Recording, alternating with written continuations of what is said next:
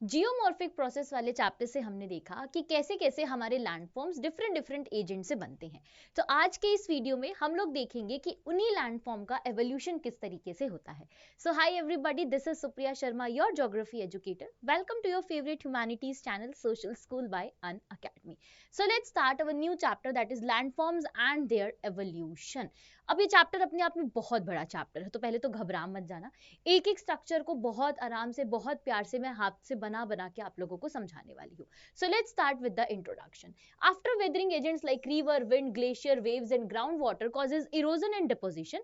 हमने क्या देखा था कि इरोजन जिससे बह जाना, डिपोजिशन की एक प्लेन एरिया पर जाकर डिपॉजिट हो जाने से बहुत डिफरेंट डिफरेंट लैंडफॉर्म्स हमारे सामने बनकर आते हैं, हमारे अर्थ सरफेस को एक अलग शेप देते हैं। Landforms are the natural feature formed by these geomorphic processes, but a landscape is a group of related landforms over a large area. क्या मतलब है? लैंडफॉर्म तो हो गया ये डिफरेंट, जैसे कहीं माउंटेन्स है, कहीं प्लेटूज है, कहीं वाटरफॉल है। लैंडस्केप का मतलब होता है जब यही माउंटेन्स बहुत सारे एक जगह पर होते हैं, इस तरीके से। सो ये हो गया लैंडस्केप, ये माउंटेन अकेला क्या हो जाएगा, आपका लैंडफॉर्म हो जाएगा। Okay, now they change gradually through the continuous erosion and deposition. अब ऐसा तो है नहीं कि इरोजन डिपोजिशन रुक जाएगा, क्योंकि रिवर्स बह रही हैं, बारिश हो रही है, ग्लेशियर्स मेल्ट हो रही हैं, climate change and crystal movements influence their development. और इसी वजह से आज भी हमें इसके शेप में, इसके वेरिएशंस में हमें बहुत सारी डिफरेंट डिफरेंट डेवलपमेंट होती हुई नजर आती है। Landforms evolve through 3 stages, youth, majority and old age. Youth मतलब जब वो एकदम नया नया बना, फिर धीरे धीरे वो प्लेन रीजन पर पहुंचा, ओल्ड एज एकदम लास्ट वाली स्टेज। ठीक है, चलिए तो एक एक करके सबको समझना शुरू करते हैं, जिसमें सबसे पहला एजेंट है रनिंग वाटर। रनिंग वाटर के थ्रू जो है किस तरीके से फॉर्मेशन होता है डिफरेंट डिफरेंट लैंडफॉर्म्स का, और उनका एवोल्यूशन कैसे होता जाता है। In humid region running water is the most powerful geomorphic agent. हमने पढ़ा था ना कि पानी के सिर्फ चलने से ही, रिवर अगर सिर्फ रनिंग वाटर की तरह इस तरीके से बह रही है तो उससे भी कहीं ना कहीं आपके इरोजन और डिपोजिशन होता है। इन द टू वेज, सबसे पहला है ओवरफ्लो यानी कि overland flow, that sheet like flow over the land surface. जैसे मान लीजिए कि अगर ये लैंड है हमारा, इस लैंड के ऊपर अगर पानी सरफेस है, इस तरीके से पानी यहाँ पर जा रहा है, तो ये क्या करेगी, धीरे धीरे इस लैंड को काटना शुरू करेगी, काटना शुरू करेगी। ये जो लैंड है ये धीरे धीरे आपके नीचे की तरफ बढ़ती चली जाएगी, है ना। तो इस वजह से हो गया आपके ओवर द लैंड। दूसरा है आपके पास linear flow, streams and rivers in valley. जो आपके वैली रीजन में, वैली क्या होती है, दो पहाड़ों के बीच में ये वाला जो यू लाइक स्ट्रक्चर होता है, दिस इज योर वैली। अब जब इस वैली में पानी बहेगा, ये वाला पानी, इसको हम बोलेंगे second type, that is linear flow. Okay, erosion dominates in the steep gradients यानी कि यूथफुल स्टेज, जो एकदम शुरुआत वाली स्टेज होती है, while deposition increasing, slope become gentle. क्या मतलब है इस बात का, यहां पर समझिएगा। मान लीजिए कि ये एक पहाड़ है, अब यहां से एक रिवर फ्लो कर रही है, ठीक है। जब वो इस तरीके से इस स्टीप पर फ्लो करेगी तो ये स्टेज हो जाएगी यंग स्टेज, और यहाँ पर क्या होगा, यहाँ पर होगा इरोजन। कैसे होगा इरोजन, यहाँ पर जितने भी सेडिमेंट्स होंगे, जितने भी सिल्ट होंगे, जो भी मिनरल्स अवेलेबल होंगे, वो अपने साथ उसको बहाकर ले जाएगी। फिर एक टाइम आएगा जब ये रिवर प्लेन रीजन पर पहुंचेगी और इस तरीके से नॉर्मल फ्लो में चल रही होगी, ठीक है, इस तरीके से। तो यहाँ पर क्या होगा, इस रीजन पर होगा डिपोजिशन। क्यों, क्योंकि वो जो अपने साथ लेकर आई सारी चीजें, जो सिल्ट, सैंड, जो भी सेडिमेंट्स लेकर आई, वो सारे पत्थर वत्थर सब जो है इस प्लेन रीजन पर जाकर डिपॉजिट कर देगी। तो यही चीज आपको यहाँ पर बताई गई है। Okay, now continuous erosion leads to peneplain and almost flat lowland with resident rock remains called monad knocks। ठीक है, तो ये घबराओ मत इन वर्ड से, क्योंकि अभी एक एक वर्ड को हम लोग बहुत अच्छे से, एक एक स्ट्रक्चर को पूरे इस चैप्टर में बहुत अच्छे से समझने वाले हैं। ठीक है, चलिए आगे बढ़ते हैं, बात करते हैं। The following are the stages of the landscape development. एक एक करके सारे जो है स्टेजेस को पढ़ेंगे। यूथ स्टेज, जो अभी हम बात कर रहे थे सबसे पहले वाला, कि जब रिवर आपके माउंटेन से चलना शुरू करती है, जब वो माउंटेन से चलना शुरू करती है तो वो इस तरीके से चलती है ना, इस तरीके से, ये देखो, ऐसी उसकी स्टीप जो है डायरेक्शन होती है। तो जब उसकी स्टीप डायरेक्शन होती है तो वो अपने साथ सारी मिनरल, जितने सेडिमेंट, जो भी एलुवियम, सब यहाँ से लेके निकलती है। Few poorly connected stream flow over a steep original slope. ये क्या है, ये आपका ओरिजिनल स्लोप है ना, यहीं से तो रिवर निकल रही है, तो this is the original slope. Form a shallow V shape valley with no or narrow flood plains, broad flat divides with the marshes, swamps and lakes. ठीक है, water flows in rapid occur where hard rock are expose. आपको पता है अगर मान लो अब इसमें कहीं चलते चलते कहीं हार्ड रॉक या कुछ हो गया तो उसमें से बीच में से एक धारा निकलेगी पानी की और वो क्या हो जाएगा, वो आपका वाटरफॉल हो जाएगा। ठीक है, सो दिस ह्यूज स्टेजेस कि जब आपकी रिवर पहाड़ों से एकदम निकलना शुरू करती है उसको हम बोलते हैं यहाँ पर आपके, हम बोल सकते हैं दिस स्टेप। ठीक है, नेक्स्ट आती है हमारे पास मेच्योर स्टेज। आप लोग भी शायद मेच्योर स्टेज में हो, लेकिन ये तो रिवर की मेच्योरिटी की बात है। So streams are numerous and well integrated. आपको पता है कि बहुत सारी स्ट्रीम्स निकलती हैं जब पहाड़ों से निकलते, एक रिवर तो नहीं निकलती है। Valley deepen and remain V shape but now have wider flood plain. क्या बोल रहे हैं कि मान लीजिए कि अगर यहाँ से एक रिवर निकली थी, इस तरीके से एक रिवर निकली थी यहाँ से, ठीक है, अब उसने क्या किया, मान लीजिए ये पहाड़ है, ये बीच में वैली है यहाँ पर, है ना, वो इस तरीके से निकल रही है, तो उसने क्या किया, यहाँ पर एक वी लाइक स्ट्रक्चर बनाने की कोशिश करी, remain V shape. meanders develop within the valley। ये आपने छोटी छोटी क्लासेस में पढ़े हैं, आपको याद होगा ये वाला जो स्ट्रक्चर होता था हमारा, ये क्या है, ये पानी, ये रिवर है इस तरीके से, और यहाँ पर आपके फ्लड प्लेन्स है साइड में सारे। ठीक है, now swamps and marshes of the youth stage disappear, divides becomes sharp, waterfalls vanish। क्यों? क्योंकि अब वो थोड़े से प्लेन रीजन पर पहुंच रही है धीरे धीरे, तो जब वो वैली के रीजन से या हार्ड रॉक से प्लेन रीजन पर पहुंचेगी तो ना ही यहाँ पर कोई ऐसा हार्ड रॉक होगा जिससे एक स्ट्रीम निकल के वाटरफॉल बन जाए, ना ही आपके जो है यहाँ पर स्वेम्स और मार्शेस आपको देखने को मिलेंगे। तो ये सारी चीजें जो है यहाँ पर गायब हो जाएंगी। जब वो नई नई निकलती है यूथ स्टेज से, तब आपको ये सब देखने को मिलेगा। नेक्स्ट आती है हमारे पास एकदम ओल्ड स्टेज। ओल्ड स्टेज में क्या होता है, river have a gentle slope and fall small tributaries. मतलब कि पहले पहाड़ों से निकली, अब जो लास्ट स्टेज हमने पढ़ी थी ना कि इस तरीके से प्लेन रीजन पर पहुंच जाएगी, जहां से उसकी अलग अलग कोई ट्रिब्यूटरी भी निकल सकती है कहीं और, इस तरीके से कोई ट्रिब्यूटरी उसमें मिल भी सकती है ना। Wide flood plains with free meanders rivers. मतलब कि यहाँ पर आने के बाद अब आपके मिएंडर्स, मतलब ये वाला जो स्ट्रक्चर होता है जो आपने छोटी क्लासेस में पढ़ा है, ये भी नहीं रहता है, फ्री हो जाता है इससे भी। क्यों? क्योंकि वो प्लेन रीजन पर पहुंच चुके हैं, तो प्लेन रीजन पर वो इस तरीके से पूरा फ्लो करती है। And depositional features like natural levee and oxbow lakes are common. अभी ऑक्सबो लेक और लीवी क्या होते हैं मैं आपको आगे बताऊंगी, घबराओ मत। ठीक है, divides are broad and flat with lakes, swamps and marshes. Also the landscape lies close to the sea level, meaning peneplain stages. ठीक है, तो ये एक एक करके स्टेजेस के बारे में भी पढ़ेंगे। तो ये आपके आगे एकदम ओल्ड स्टेज। ओल्ड में क्या होता है, जैसे हम नॉर्मली ह्यूमंस को भी अगर आप लोगे तो ओल्ड का मतलब हो गया कि कोई इधर उधर की शोशाबाजी नहीं, कुछ नहीं, अपनी जिंदगी बस आराम से जियो। तो रिवर भी आपकी जब रनिंग वाटर जो रिवर का है, जब वो ओल्ड स्टेज पर पहुंचता है तो ना ही उसको ये बाकी के सारे स्ट्रक्चर्स मिलते हैं, ना ही कोई वाटरफॉल, ना ही कुछ, बस शांति से अपना पानी जो है इस तरीके से बहता रहता है। ठीक है चल आगे बढ़ते हैं और बात करते हैं इरोजनल लैंडफॉर्म की। इरोजन की वजह से मतलब कौन कौन से लैंडफॉर्म्स आपके बनते हैं, जिसमें सबसे पहला हमारे पास आती है वैलीज। वैलीज मैंने आपको ऑलरेडी बताया क्या होता है, ये दो पहाड़ है, इस पहाड़ के बीच के ये जो यू लाइक स्ट्रक्चर है, this is we called valley. कैसे बनता है ये वैली, देखिए इसकी जो सबसे प्राइमरी स्टेज होती है वो होती है बच्चा आपकी रिल्स। रिल्स का क्या मतलब होता है, अब आपको उसके लिए यहाँ पर मेरे साथ थोड़ा सा चीजों को समझना होगा। ठीक है, सबसे पहले समझते हैं रिल्स क्या होता है। रिल्स मान लीजिए कि कोई एक बहुत बड़ा सा ऐसे पत्थर सा है, कोई एक बहुत बड़ा सा एरिया है। अब यहाँ पर पानी की वजह से, रेगुलर पानी बारिश घूमता रहता है, तो उसकी वजह से यहाँ पर हल्की हल्की इस तरीके से जो है आपकी स्ट्रीम्स बन गई। इस तरीके से आपकी जो है मिट्टी थोड़ी सी हट जाती है, लैंड आपका जो अर्थ सरफेस है वो हमारा हट जाता है, और यहाँ पर इस तरीके से जो है आपके रिल्स बन जाती है। बहुत पतली पतली पतली पतली रिल्स जो है वो आपके बन जाती है। ये क्या है, साइड वाला जो एरिया बचा, ये सारा का सारा हमारा वही है, लैंड एरिया है। ठीक है, ये यहाँ पर बस आपके ऊपर ऊपर से थोड़ा सा पानी हटा और बहुत पतली पतली पतली पतली रिल्स जो है यहाँ पर बन गई।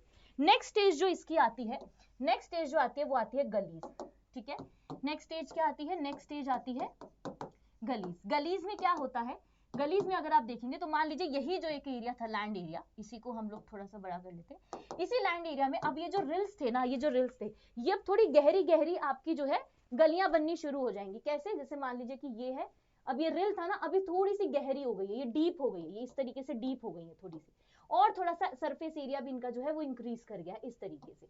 ये देखिए यहाँ पे ये जो है इंक्रीज कर गया है यहाँ पर सरफेस एरिया। तो ये जो आपको दिख रहा है, अब ये छोटी छोटी जो रिल्स थी, पतली पतली रिल्स, अभी आपकी गलियों में बदल गई है, गली बन गई है, बहुत चौड़ी चौड़ी गलियां बन गई हैं। इसके बाद जो फाइनल जो है स्टेज आता है, उस स्टेज में क्या होता है, उस स्टेज में अगर आप देखोगे तो ये जो एरिया था बेसिकली, इस एरिया को काट के वो इतनी ज्यादा डीप चली गई है कि यहाँ पर एक वैली लाइक स्ट्रक्चर बन गया। ये एक वी और एक यू लाइक स्ट्रक्चर आपका यहाँ पर बन जाता है। साइड में क्या रह जाता है, साइड में आपके एरिया रह जाता है, और अब पानी जो है वो यहाँ से बहना शुरू करता है। ठीक है, अब जो पानी है वो आपके यहाँ से बहना शुरू करता है। तो ये होती है फाइनल स्टेज, जिसको हम बोलते हैं वैली। तो यही चीज आपको पूरी यहाँ पर लिख के बताई गई है। देखो, rills which develop into gullies and then later widen deepened into the deep valleys.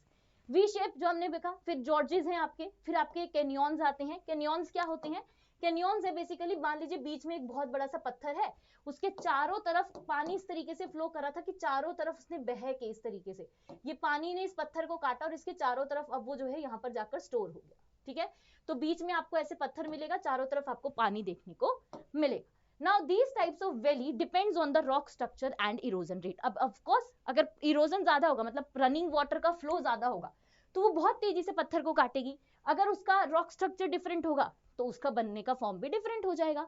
ठीक है, चलिए आगे बढ़ते हैं और नेक्स्ट की बात करते हैं, दैट इज आपके पोथोल्स एंड प्लंज पूल्स। पोथोल्स और प्लंज पूल्स क्या होते हैं, सिंपल समझिएगा, बहुत सिंपल सा स्ट्रक्चर है इनका। देखो पहले पढ़ लो, फिर समझाऊंगी कैसे समझना।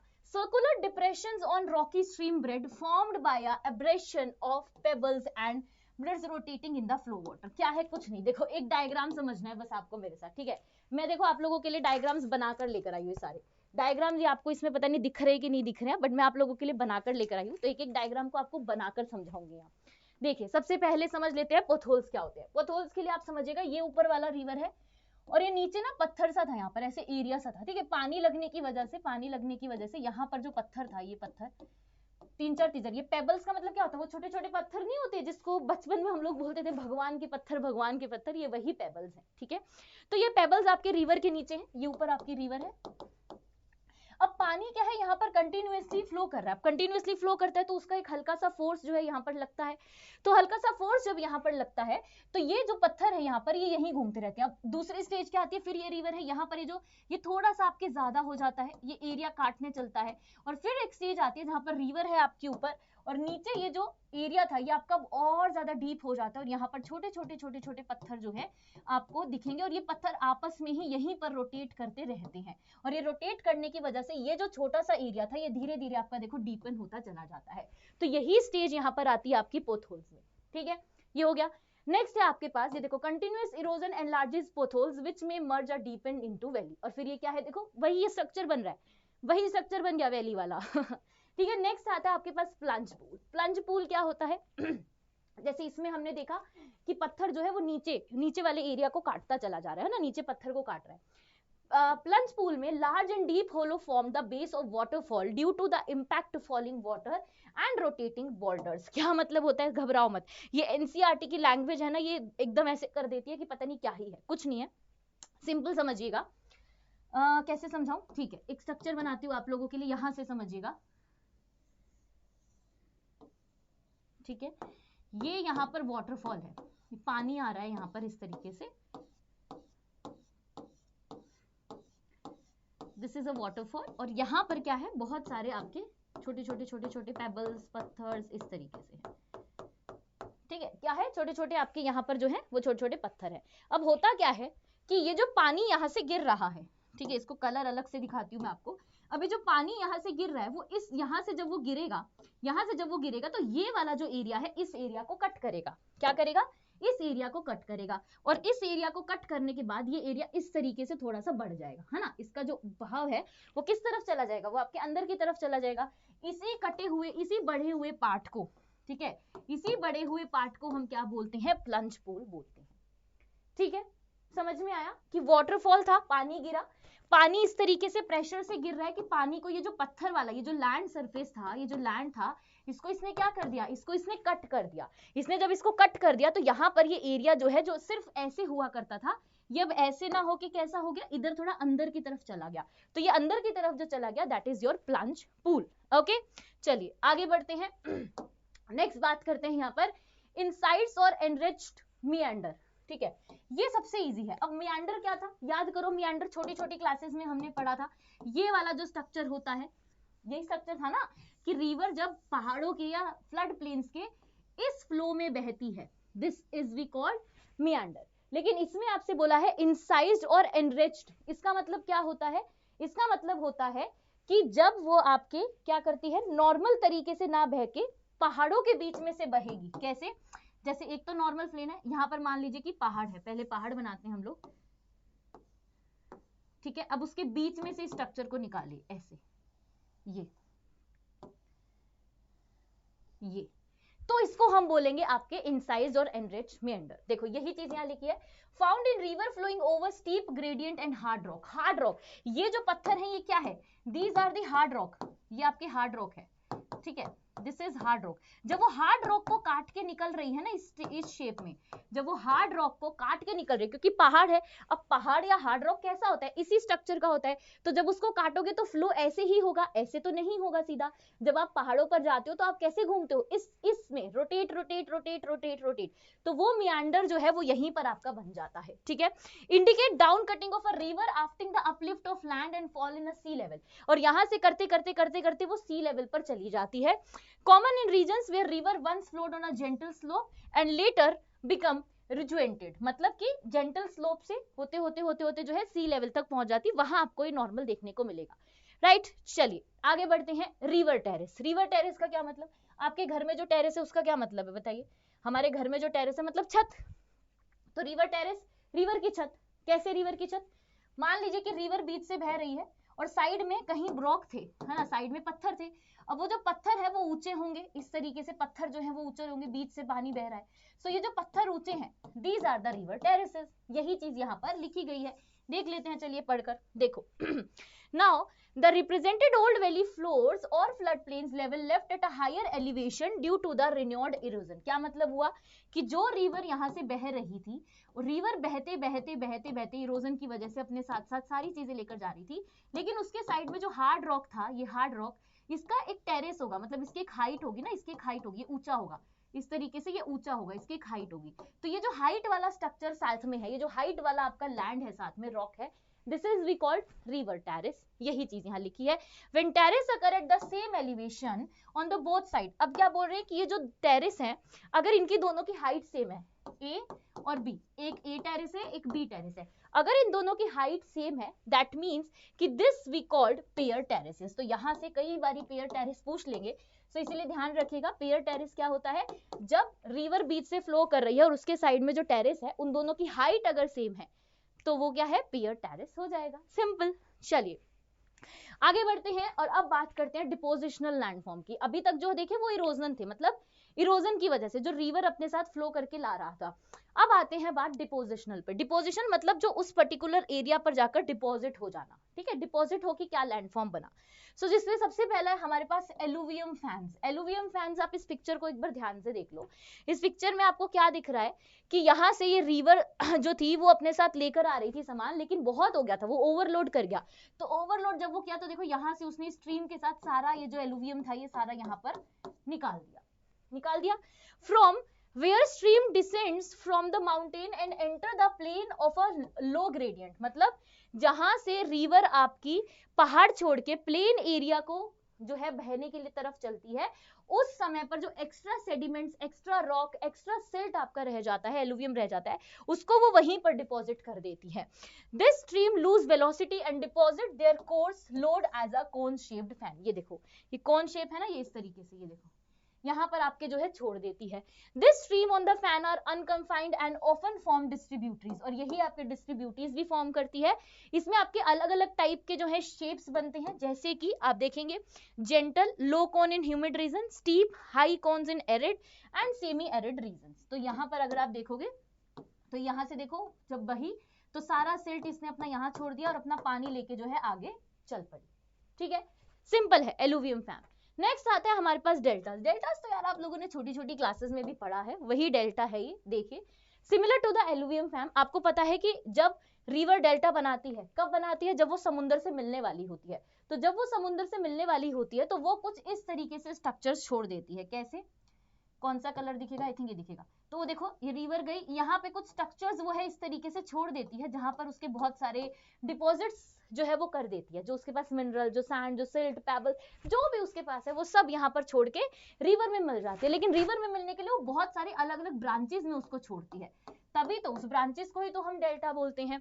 Similar to alluvium fan but form at a river mouth where river enter sea or a lake, है ना, जब रिवर आपके सी पर एंटर कर रही होती है, सी से मिल रही होती है, उस टाइम पर आपके डेल्टा बनता है। River deposit it's load in rear like course material near the mouth and फाइनर silt and clay farther out. क्या बोल रहे हैं कि जहां से जो आपका मटेरियल है वो माउथ के नियर, मतलब जहां पे वो एंड कर रही है वहां पर आपको कोर्स मतलब बड़े बड़े पत्थर मिलेंगे, लेकिन जहां वो जाके आगे पहुंचती है आगे की तरफ, वहां पर आपको बहुत फाइनर सिट, एकदम वो प्योर, एकदम वो चिकनी मिट्टी टाइप वाली मिट्टी मिलेगी जो कि बहुत ही फर्टाइल होती है, क्ले फॉर्म वाली। ठीक है, deposits are well sorted and stratified with time, distributes extend and build the deltas outward into the sea. Delta plains are the flat low lying areas formed by river and marine deposit. तो ये जैसा आपको picture में दिख रहा है, जो मैंने आपको दिखाया वही चीज यहाँ पर बस एनसीईआरटी की लैंग्वेज में है।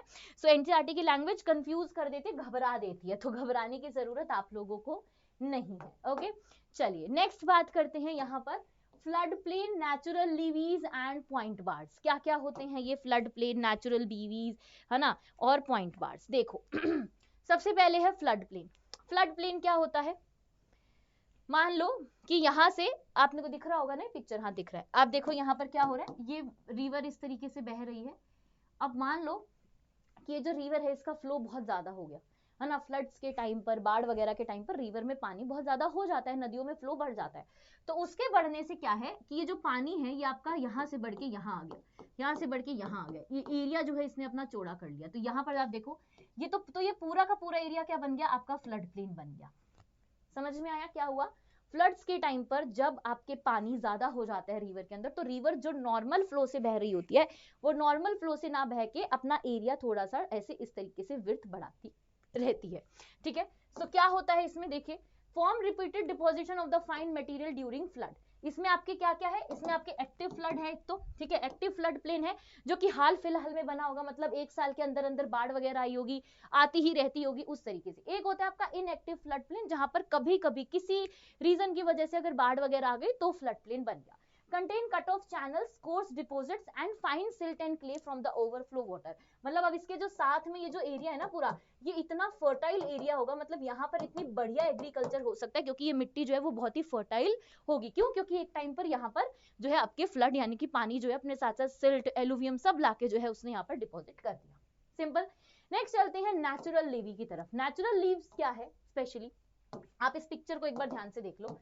ये नदी बह रही है, तो यहाँ पर मान लीजिए कि नदी ने अपना जब फ्लो इस तरीके से थोड़ा थोड़ा बढ़ाया बढ़ाया बढ़ाया, तो ये साइड में हमारे जो एरिया था, जो प्लेन एरिया था, बेसिकली ये कटते हुए इस तरीके से राउंड शेप में बन जाता है। ये देखो इसकी एक हाइट भी बनती है और एक राउंड शेप में बनता चला जाता है, इसी को हम नेचुरल लीवी बोलते हैं। This is low parallel ridge of a course sediment along the river bank, है ना, रिवर बैंक के अलोंग ये देखो साथ साथ साथ साथ साथ साथ जो है बनता चला जा रहा है। built by successive flood when coarse material deposit near the channel, है ना, जब ये चैनल के आसपास जब उसने सारी चीजें डिपॉजिट करना शुरू करी, तो यहाँ पर जो है आपके ये लीवी बनता चला गया।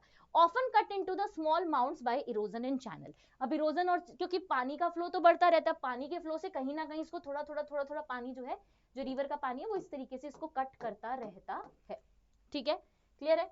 आगे बढ़ते हैं, नेक्स्ट बात करते हैं यहाँ पर पॉइंट बार्स की। पॉइंट बार्स क्या होते हैं, ये मैं आपको एक डायग्राम बना के समझा सकती हूँ, वैसे तो यहाँ भी दिखाया गया है, आप अगर देखोगे तो इस पिक्चर में आपको क्या दिखाया गया, आपको मियांडर जैसा शेप दिख रहा है ना। इस मियांडर जैसे शेप में पॉइंट बार का मतलब क्या होता है कि यहाँ पर जब ये रिवर अपने साथ पानी लेके चलती है तो अपने साथ बहुत से पत्थर, पेबल्स, ये सब भी लेके चलती है। तो जब वो यहाँ से देखो नॉर्मल फ्लो से जा रही है, तो उसने क्या किया, जब वो यहाँ से इस पानी को कट करती है, कट करने के साथ साथ वो यहाँ पर अगर आप देखोगे तो देखो बहुत सारे उसने पत्थर वत्थर सामान जो भी वो अपने साथ लाई थी वो यहाँ स्टोर कर दिया, ये दिख रहा है व्हाइट कलर का अलग से।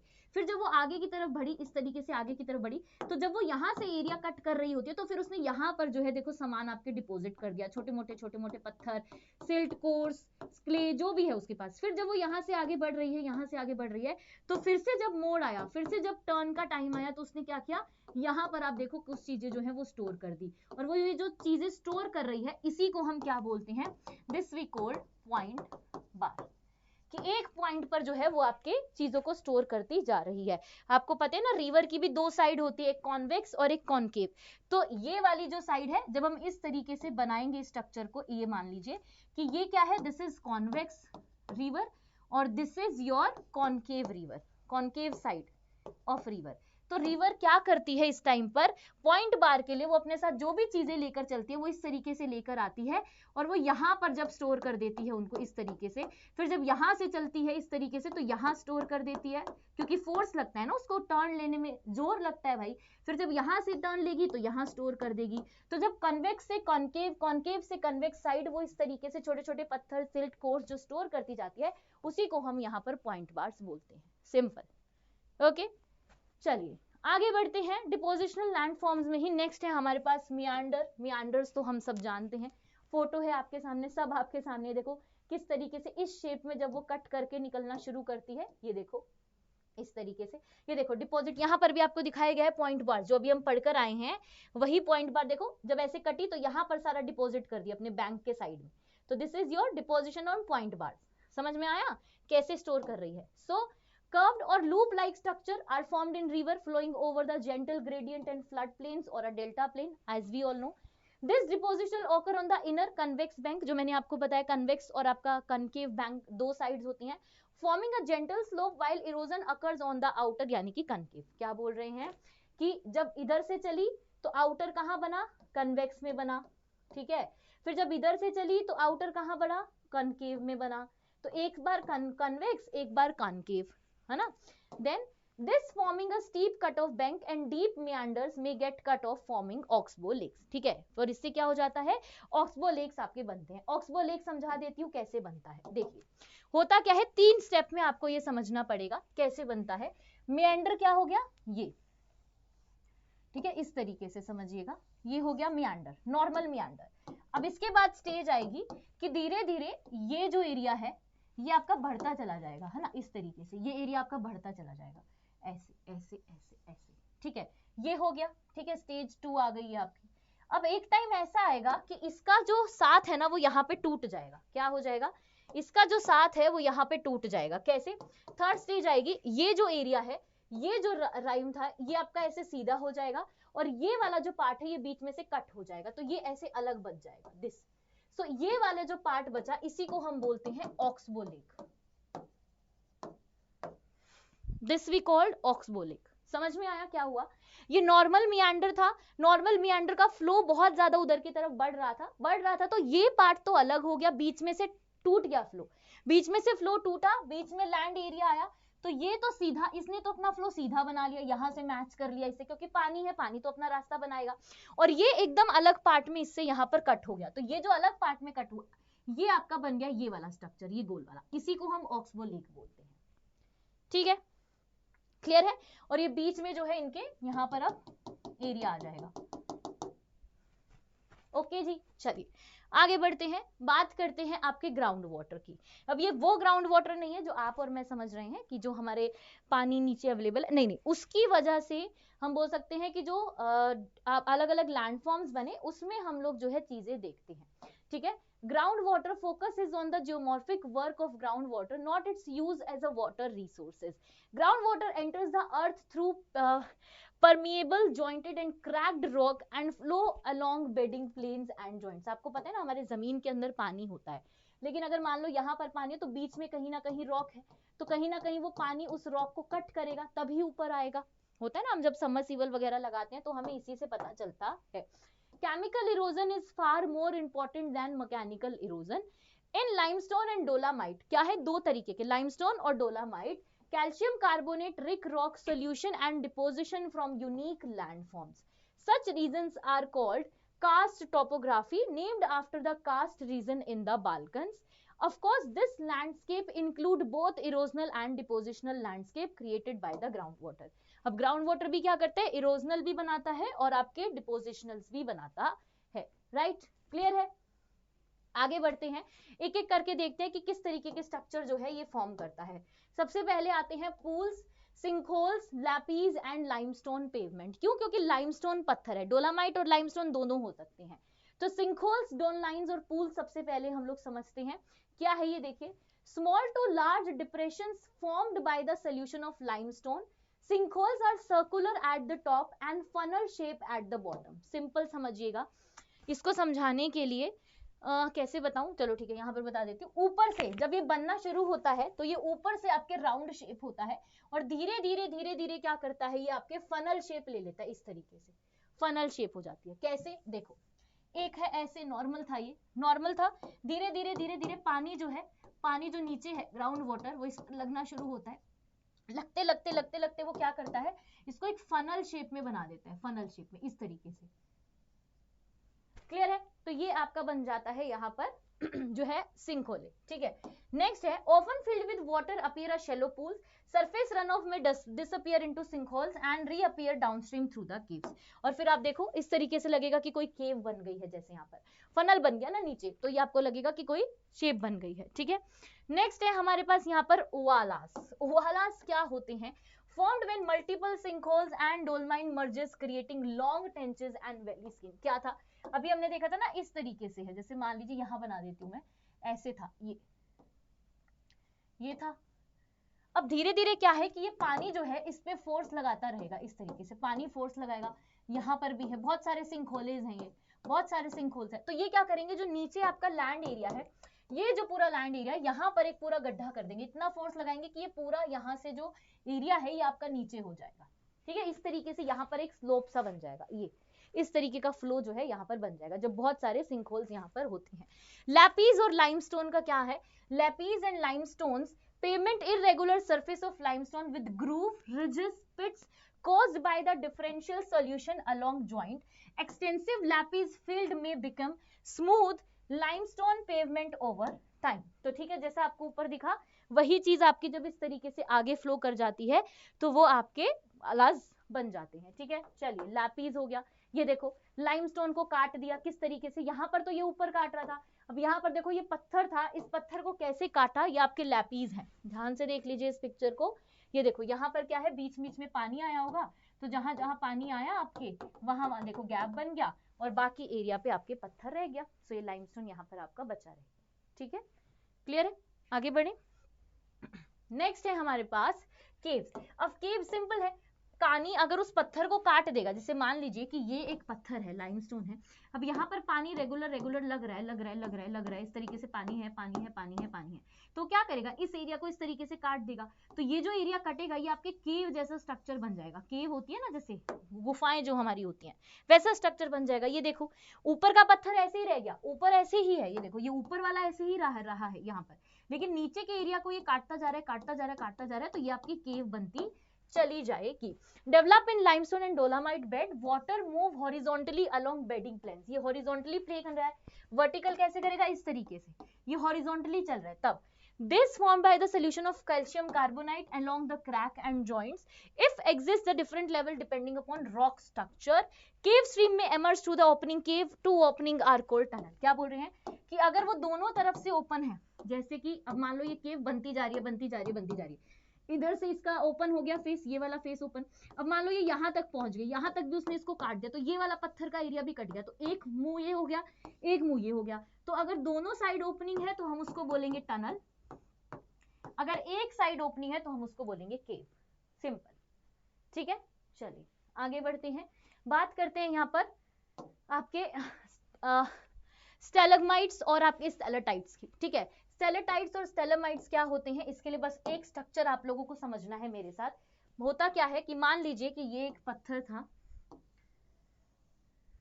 बहुत ही बुरा पत्थर बनाया है मैंने, दोबारा से बना देती हूँ। इस तरीके से मान लीजिए कि ये एक पत्थर है, अब इस पर क्या होगा, इस पर पानी जो है वो लगी जा रहा है। कैसे, ऊपर से पानी लग रहा है, नीचे से पानी लग रहा है। ठीक है, ऊपर से नीचे से दोनों जगहों से जब पानी लग रहा है तो होगा क्या कि ये स्ट्रक्चर इस तरीके से कटना शुरू हो जाएगा, ये वी स्टेप स्ट्रक्चर बनेगा। नीचे से लग रहा है तो नीचे से इस तरीके से कटना शुरू हो जाएगा। समझ में आया क्या हुआ? जो ऊपर वाला है इसे हम क्या बोलेंगे, दिस इज योर स्टेलेटाइट्स। ठीक है, ये आपका क्या है, दिस इज योर स्टेलेटाइट्स, और नीचे वाला क्या है आपका स्टेलामाइट। ठीक है, ऊपर वाला स्टेलाटाइट, नीचे वाला स्टेलामाइट। अब इसमें एक तीसरा स्टेज होता है, वो स्टेज क्या होता है कि जब ये धीरे धीरे मिल जाता है, देखो यहाँ पर आके धीरे धीरे मिल रहा है, तो जब ये मिल जाएगा तो एक स्टेज बनेगी इस तरीके से, ये फनल बन जाएगा, फिर पूरा एक एरिया बन जाएगा। इस एरिया को हम बोलते हैं चैनल, और इसी एरिया को ज्योग्राफी की लैंग्वेज में हम क्या बोलते हैं, ज्योग्राफी की लैंग्वेज में बोलते हैं पिलर। क्यों? क्योंकि देखो एक पिलर की तरह बन गया, क्या बन गया, ये यहाँ पर एक पिलर की तरह जो है ये यहाँ पर बनकर खड़ा हो गया है। ठीक है, क्लियर है? या फिर हम इसको कॉलम भी बोल सकते हैं, that we called column also, pillar या फिर कॉलम, बस इतना ही था। ओके, स्ट्रक्चर से समझ आ गया, क्योंकि अगर पढ़ने बैठोगे तो एनसीईआरटी का कुछ लैंग्वेज समझ में नहीं आएगा। नेक्स्ट पार्ट करते हैं ग्लेशियर की। अब ग्लेशियर्स भी मेल्ट होते रहते हैं, आपको पता है ग्लेशियर्स में हमेशा मूवमेंट होता रहता है, बहुत स्लो स्लो मूवमेंट होता है बट होता रहता है ना। Glacier are the masses of moving ice that erode, transport and deposit material। क्या बोल रहे हैं, इरोड मैनल लेके भी चलता है, एक जगह से दूसरे का ट्रांसपोर्ट भी करता है और एक जगह जाके डिपॉजिट भी कर देता है। They may have slow under the influence of gravity from a few meters of meter per day, मतलब बहुत ही ज्यादा, तो मैंने आपको बताया ना बहुत ही सेंटीमीटर से मीटर पर डे जो है ये आपके वो करते हैं, मूवमेंट करते हैं। दो तरीके के हैं, एक है कॉन्टिनेंटल ग्लेशियर सॉरी, जो आपके पिडीमोंट ग्लेशियर है, spread out at the base of mountain where valley glaciers merges on the plain, मतलब जहां पर वैली और प्लेन जो है मर्ज कर रहे होते हैं, एक तो ये वहां होते हैं कॉन्टिनेंटल, दूसरे होते हैं जो आपके हिमालयाज में होते हैं, हिमालयाज और माउंटेन वैली में, जहां पर आपके flow down mountain flow through the valley. जैसे मान लो कि ये बहुत बड़ा एक ग्लेशियर है, पहाड़ है, बर्फ का पहाड़ है, अब ये धीरे धीरे क्या है, धीरे धीरे मेल्ट करना शुरू कर रहा है ना, धीरे धीरे मेल्ट करता है, शुरू करता है ऐसे इस तरीके से, बहुत धीरे धीरे बहुत धीरे धीरे धीरे धीरे मेल्ट करता है, बहुत धीरे धीरे मेल्ट। तो ये जो आपके पहाड़ों वाले रीजन पर है ये है आपके माउंटेन वाले, दूसरे होते हैं जहां पर आपके ये वैली और प्लेन एरिया मिल रहा होता है, मतलब प्लेन एरिया मिल रहा होता है, एक वहां पर ये जो है आपके मेल्ट कर रहे होते हैं। ठीक है, देखिए erosional work by the glacier is powerful due to their mass, pressure and movement. अब उनका जो फ्लो रहता है वो बहुत पावरफुल रहता है, क्योंकि उसमें बर्फ है ना भाई, बर्फ मेल्ट होगी तो अपने साथ ऐसे पूरा बहती बहती बहती बहती चलेगी, है ना। दो तरीके के हैं, एक है प्लकिंग यानी कि ice freeze around the rock fragment and pull them away, दूसरा है abrasion that is dragged rock fragment, scrap and polish valley floors inside. याद है ये दोनों वर्ड्स हमने बिल्कुल शुरुआत में पढ़े थे, इसीलिए बोल रही थी कि ये सारे वर्ड्स, सारों का मतलब अभी अभी धीरे धीरे आप लोगों को पता चलेगा। रिजल्ट क्या निकलता है, जो हाई माउंटेन्स रहते हैं वो आपके डाउन कर जाते हैं, उनकी हिल्स लो हो जाती हैं, plain over a time and divides get lower, slope are reduces and glacier movement eventually stops. ठीक है, जैसे मान लो ये बहुत स्टीप ग्लेशियर था, अब धीरे धीरे मेल्ट होता रहेगा, मेल्ट होता रहेगा, तो ये एरिया नीचे आता रहेगा, नीचे आता रहेगा, ये एरिया नीचे आता रहेगा, नीचे आता रहेगा, तो धीरे धीरे जो स्लोप है वो भी जेंटल हो जाएगा और चीजें जो है वो आपके डिवाइड कर जाएंगी। नेक्स्ट आता है इसमें हमारे पास डिपोजिशनल वर्क। डिपोजिशनल वर्क कैसे करता है आपके glacier, when glacier melt they leave behind sediments called glacier till and form outwash plan। अभी आपको एक स्ट्रक्चर दिखाऊंगी, आगे एक डायग्राम दिखाऊंगी तो आपको समझ में आएगा कैसे आउटवॉश प्लान बनता है। अगर अभी देख लेते हैं, रुको हम कहाँ गया वो स्ट्रक्चर, ये रहा, ये देखिए, ये आपका ग्लेशियर है, दिस ग्लेशियर मेल्ट हो रहा है, ये रिसीडिंग ग्लेशियर धीरे धीरे मेल्ट हो रहा है, मेल्ट होते होते देखो आपके ये एस्कर बनेगा, ड्रम्पलिंग बनेगा, मोरेन बनेगा, अभी पढ़ेंगे सबके बारे में। फिर आप आगे आके देखोगे तो ये देखो आपके आउटवॉश प्लेन बन रहा है, ये आउटवॉश प्लेन आपके जो है यहाँ पर बन रहा है, so this is we called outwash plain. ये देखो रिवर के साइड में, पानी के साइड में जो बीच में आपके प्लेन बन रहा है, जिस रीजन पर आप एग्रीकल्चर कर सकते हो, जिस रीजन पर आप सकते हो, this is your outwash plain. यही चीज आपको यहाँ पर बताई गई है। ठीक है, ओके, चलिए आगे पढ़ लेते हैं। नेक्स्ट पढ़ते हैं आगे, दैट इज सिर्क। सिर्क क्या होता है, अब सिर्क और ये सारी चीजें एक डायग्राम से हम लोग बहुत अच्छे से समझ पाएंगे। तो सबसे पहले देख लीजिए, this is the most common landforms in the glacier mountain. कैसे, इस डायग्राम को देख लो, ये डायग्राम आपके एनसीईआरटी का ही डायग्राम है। देखो यहाँ पर आपको क्या देखना है, कहाँ पर आपके जो है ग्लेशियर, ये देखो ये आपके ग्लेशियर्स हैं, ये पूरे देखो आपके मेल्ट कर रहे हैं। अब जब ये ग्लेशियर इस तरीके से मेल्ट होता है तो बीच में से पानी की एक धारा निकल रही है, ये पानी की जो एक लाइन निकल रही है, दिस इज वी कॉल्ड सिर्क। समझ में आया, ये पूरा स्ट्रक्चर आपको बताएगा कैसे ग्लेशियर से अलग अलग आपके जो फ्लड प्लेन्स, डिपोजिशनल, इरोजनल जो प्लेन्स बन रहे हैं, वो सारी चीजें आपको ये एक अकेला डायग्राम समझा रहा है ना। ये तो हो गए आपके सिर्क, ये देखो अलग अलग अलग अलग, ये देखो कैसे कैसे अलग अलग जगहों पर बन रहे हैं। ठीक है, नेक्स्ट इसमें जो चीज आती है वो आती है आपके हॉर्न्स एंड serrated ridge। क्या है हॉर्न्स और serrated ridge? Thence and through head erosion of the cirque wall, if 3 or more radiating glaciers cut headward until their cirque meets high and sharp pointed and steep side peak called horn। मतलब क्या बोल रहे हैं, अभी हमने क्या देखा कि जब सिर किस तरीके से चल रहा है, तो जब वो काटता चलेगा तो एक टाइम ऐसा आएगा कि ये वाला बीच वाला जो पॉइंट है ये आपका हाई रह जाएगा, कि साइड का सारा एरिया सारा एरिया सारा एरिया आपका जो है कटता चला जाएगा। सो इसको आप बोलोगे हॉर्न। ये देखो यहाँ पर डायग्राम में आपको समझना होगा कहाँ है हमारे हॉर्न, ये रहे ऊपर, ये देखिए ये ग्लेशियर यहाँ से मेल्ट हो रहा था, ये देखो ये ग्लेशियर यहाँ से मेल्ट हो रहा था, तो ये जो एक स्ट्रक्चर बन गया ऊपर वाला हॉर्न वाला, इस ये जो पूरा पहाड़ बच गया, बस एक ये टोपी बच गई, this is recalled horn. Okay, next है हमारे पास इसके अंदर ही आगे क्या है हमारे पास, the highest peak of the Alps and आपके highest peak in the Himalayas Everest are fact horns form through the headward erosion of radiating cirques. तो इसी वजह से हमारे हिमालयाज में एल्प्स में आपको जो है हॉर्न्स देखने को मिलेंगे। नेक्स्ट है आपके पास ग्लेशियल वैलीज एंड ट्रॉफ्स। क्या है ये, this valley and trough like U shape broad floors and relatively smooth and steep sides. Sides steep है मतलब साइड्स आपके शार्प है, लेकिन बीच में आपके जो है यू शेप स्ट्रक्चर है। दिस वैली में contain littered debris shaped and moraines with swampy and appearance. There can be hanging valley at the elevation one or both side, मतलब दोनों साइड hanging valley भी है, and the faces divides of spores such hanging valley opening into the glacier valley are quite often give them the appearances like triangular facties। कुछ आपको लगेगा कि ma'am कुछ नहीं समझ आया, क्योंकि ये एनसीईआरटी लैंग्वेज है। यहाँ पर ध्यान से देख लो इस डायग्राम के अंदर, यहाँ आपको यहाँ पर बहुत आसानी से जो है सारी चीजें दिख जाएंगी।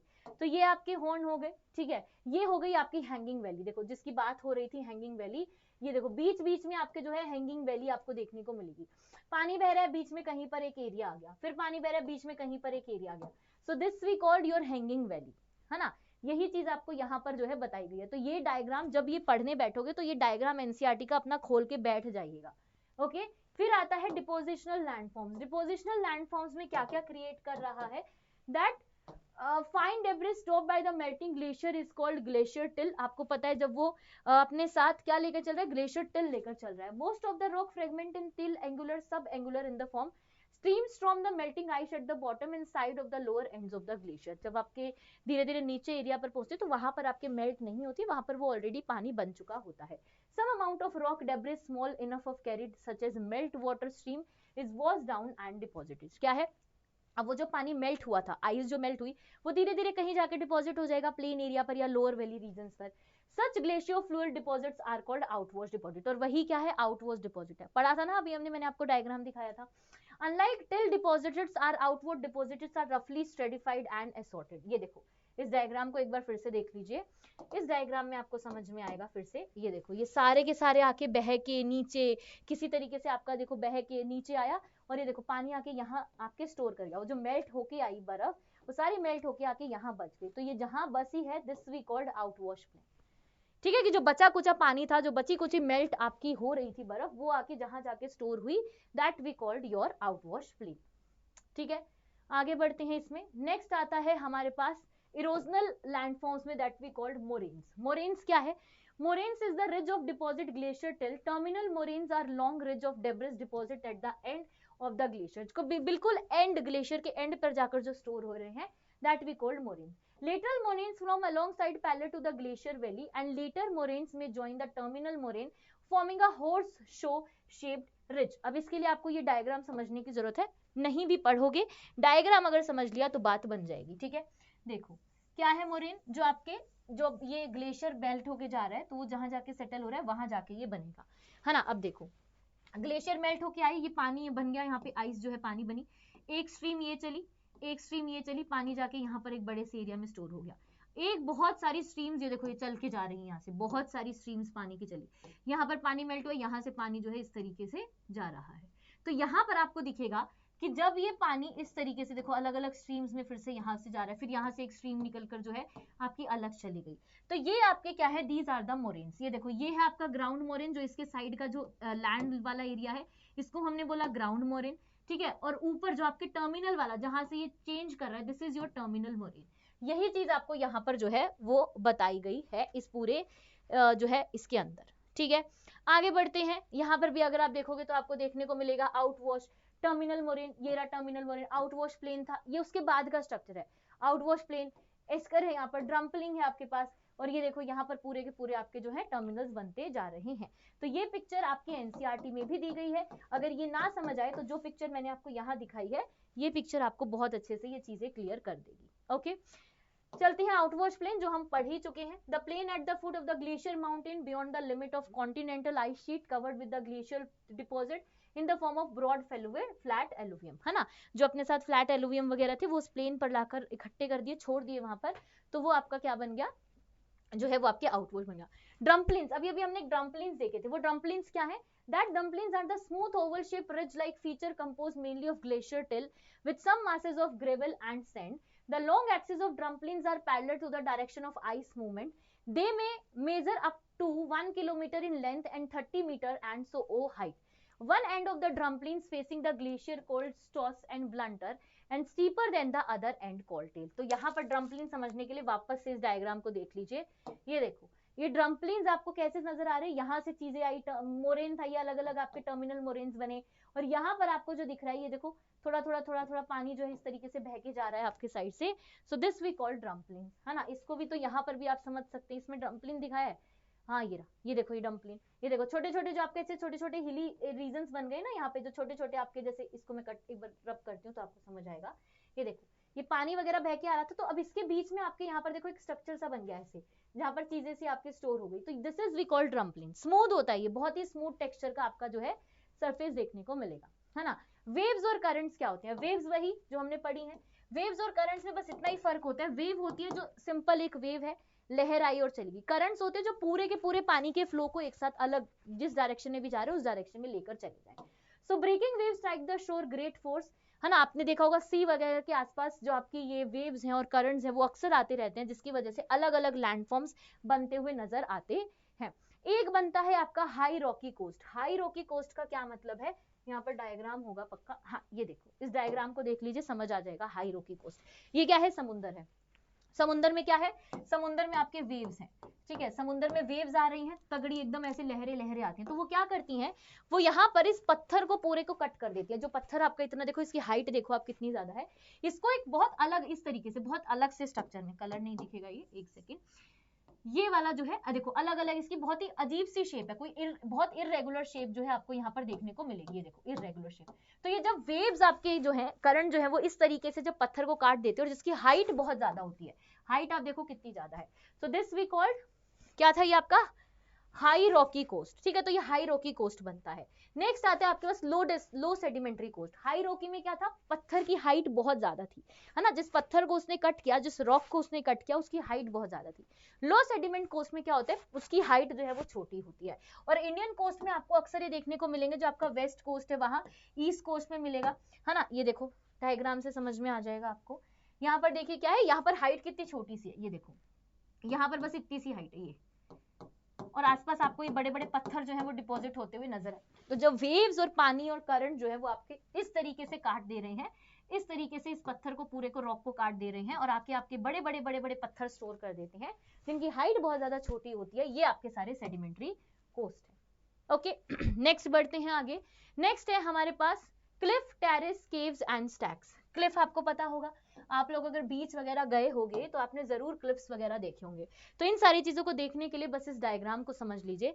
क्लिफ क्या होता है, आपको पता है कि ये जो पानी है, ये जो पानी आपका आ रहा है, ये पानी जब बहुत तेजी से आता है तो ये क्या करता है, फ्लो के साथ इस चीज को कट कर देता है और ये स्ट्रक्चर आपका ऐसा बच जाता है। तो ये जो ऐसा स्ट्रक्चर बचा, this we called cliff. Cliff retreats backward, है ना, ये आप देखो धीरे धीरे यहाँ पर है, फिर ये कटेगा यहाँ आएगा, फिर ये कटेगा यहाँ आएगा। तो इस तरीके से ये हार्ड रॉक था, तो इस हार्ड रॉक के क्लिफ ने देखो कैसे कैसे अलग अलग जो है आपके एरिया बनाए, क्यों, क्योंकि पानी जो है वो कितना ज्यादा यहाँ पर बन रहा है। Wave cut not from at the high tide level, जब टाइड ज्यादा आती है, जब हाई लेवल होता है तब वो इस तरीके से कट करते हैं, जब लो लेवल सी है तो वो तो नॉर्मल है।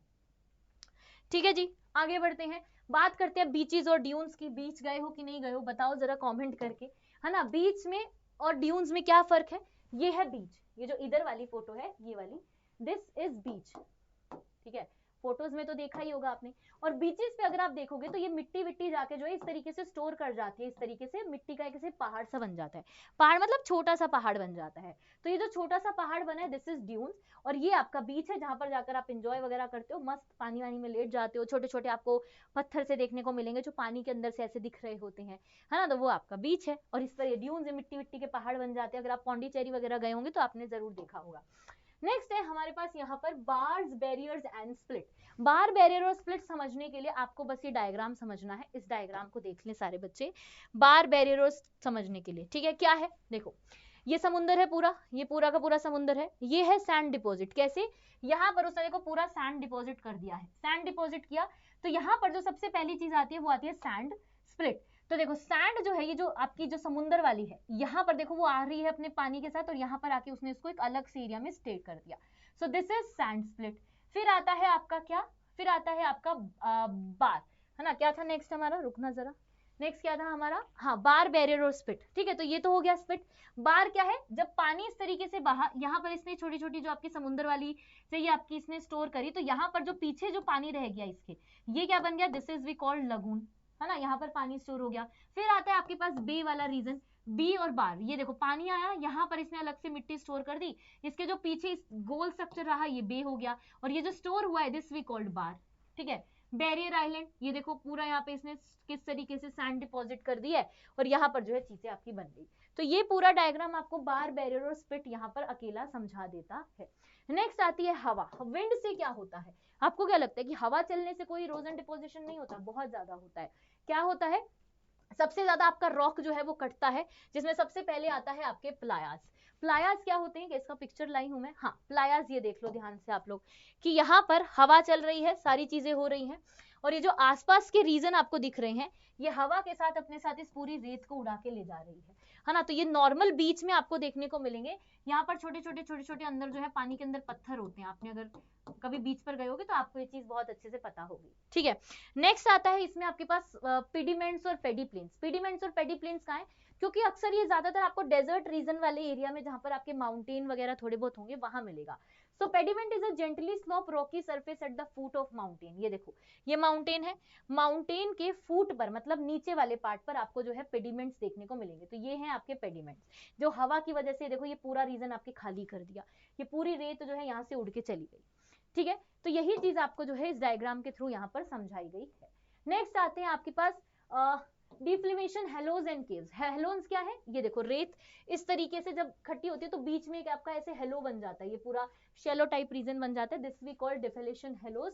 और दूसरे बनते हैं आपके केव। कैसे, मान लीजिए कि ये पत्थर है पूरा का पूरा, इस पत्थर को हवा लगती रही, हवा जो है लगती रही, तो यहाँ से ये जो है कटना शुरू हो जाएगा, तो ये इस तरीके से अंदर बढ़ेगा, इस तरीके से अंदर बढ़ेगा, और ये यहाँ पर जो है पूरी की पूरी केव बन जाएगी आपकी, जैसा कि इस डायग्राम में आपको दिख रहा है। देखो ऊपर का पत्थर एज इट इज रह गया, लेकिन जहां पर हवा लगी वहां से ये जो पत्थर है, ये जो रॉक है आपके कटता चला गया। ठीक है, नेक्स्ट क्या है हमारे पास, नेक्स्ट आता है हमारे पास mushroom, table and pedestal rock. इसको समझने के लिए भी बस ये डायग्राम इनफ है।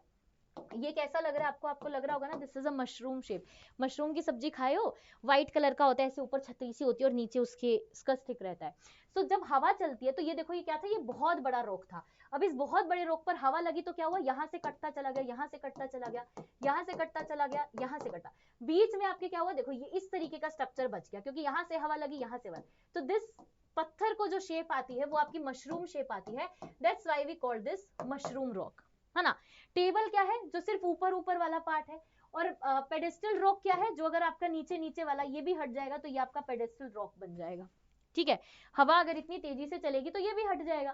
ठीक है, क्लियर है। तो यही चीज आपको यहाँ पर जो है बताई गई है। नेक्स्ट और लास्ट पार्ट जो हमारा आता है that is sand dune. Sand dune जो कि मिट्टी में आपके छोटे छोटे टीले बन जाते हैं ना पहाड़ के, ये देखो मान लो कि ये पूरा एरिया है, रेगिस्तान एरिया है, यहाँ पर जब आपके ऐसे छोटे छोटे ऐसे बन जाते हैं इस तरीके से, उसके बीच में ऐसे बीच में क्या है, बीच में ये पार्ट नीचे रह जाता है, गड्ढा सा रह जाता है, यहाँ पर इस तरीके से गड्ढा सा रह जाता है, तो ये आपके क्या है, these all are the sand dunes.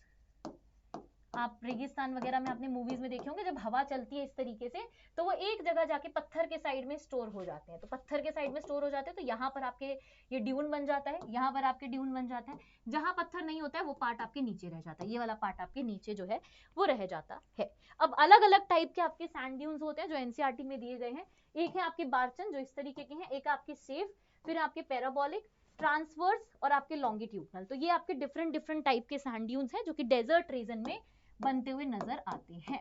और इसी के साथ फाइनली ये बड़ा सा चैप्टर जो है वो यहीं पर एंड होता है। मैं उम्मीद करती हूँ कि हर एक डायग्राम, हर एक स्ट्रक्चर से आपको समझ आया होगा कि कैसे डिफरेंट डिफरेंट लैंडफॉर्म जो है उनका एवोल्यूशन होता है। ठीक है, वीडियोस अच्छी लगी, डायग्राम्स अगर थोड़े अच्छे लगे हो मैम के, तो प्लीज कमेंट करके बताइएगा। मिलते हैं अपनी नेक्स्ट वीडियो में, तब तक के लिए bye bye and take care.